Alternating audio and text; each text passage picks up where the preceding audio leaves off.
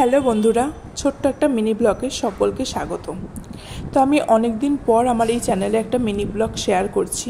কিছু পার্সোনাল রিজনের জন্য আমি ব্লগ এখন করে উঠতে পারি না, তাই সেরকমভাবে আমার চ্যানেলে কোনো ব্লগ আমি শেয়ার করি না। আজকে আমি এই মণ্ডপটা দেখতে গেছিলাম কোচবিহারে, যেটা সুভাষপল্লীতে হয়েছে। মণ্ডপটার প্রথম এবং শেষ থিমটাই ছিল হচ্ছে আমি হতে চাই না উমা। বর্তমান পরিস্থিতির সময়ে তালে তাল মিলিয়ে কিন্তু ওরা এই থিমটাকে খুব সুন্দরভাবে মানুষের সামনে প্রেজেন্টেশন করেছে। তো আমার কিছু বক্তব্য ছিল, সেটা হচ্ছে এখন অনেকেই ফেসবুকে দেখছি বা এটা শেয়ারও হচ্ছে, আমার কাছেও SMS এসেছে যে মণ্ডপে এত ভিড় হচ্ছে, সেই জিনিসটাকে নিয়ে হাসাহাসি করা হচ্ছে বা সেই জিনিসটা কেমনভাবে দেখানো হচ্ছে যে মানুষ বলেছিল পুজো হবে না, সেটাকে নিয়ে মাতামাতি করছে, এক্সেট্রা এক্সেট্রা।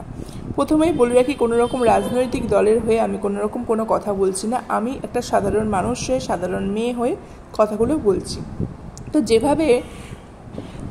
মানুষ যেভাবে উৎসবে মেতেছে সেটা যেমন দেখানো উচিত, তার সাথে সাথে যেমন মহালয়ার ভোর দখল হয়েছে বা যারা আন্দোলন এখনও করে আছে বিচারের আশায়, তাদেরটাও সেভাবেই দেখানো হোক।